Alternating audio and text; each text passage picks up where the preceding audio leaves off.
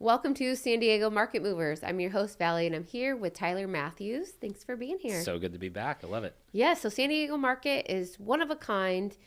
Things are, moving and shaking, but okay, so we're in January Yes. still, which is great. We Mid-January, know yep. time flies. Yep.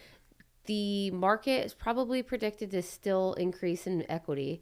What are your thoughts about somebody buying now versus waiting till June when more houses are on the market? Yeah. What do you think? Yeah, I would say, I have some buyers they've kind of had to sit and kind of take this reality check, with their spouse or their CPA or whoever it is, and just really talk about like the advantages of, maybe purchasing now.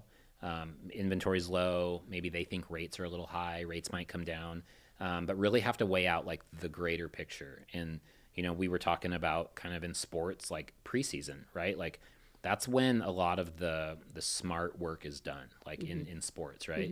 And then the real season comes, and that's when, you're faced with your competition. And we kind of see that right now with buyers. It's like, this is the preseason. Like this is and we'll see. Like, let's look back on this clip in a few months, and you can tell me if I was right or wrong.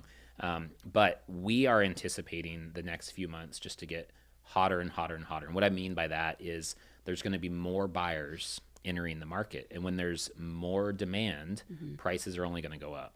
And so we have a lot of like, you've probably had a friend or somebody that lost out. They were up against 5, 10, 20. We saw 30 offers per listing for a little bit.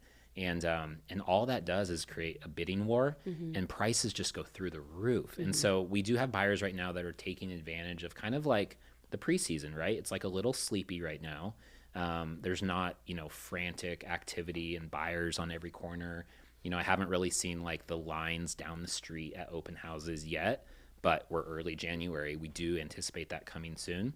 But I think the smart buyers, and that's not a knock on if you're going to decide to wait, but we do have some smart buyers they're purchasing now, and we feel like we have access to a lot of different homes than what's normal.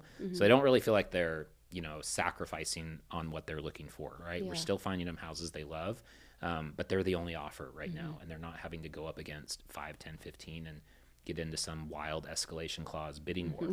So yeah, that's I would say that's what we're seeing right now, and I think there's a lot of people taking advantage of that. But it's going to shift quickly. And so a lot of people want to know, like, how do they strategize to buy a home? It's like, this is it. We're giving it to you. This is Your it. preseason is the time to do it. Yeah, like come up with a plan right now, because it will get like the hardest part is just when people get priced out. And that maybe that neighborhood they were craving, or the school district they know they want their kids to be in, or maybe they need that 4th bedroom for the home office, right? Because now they work from home.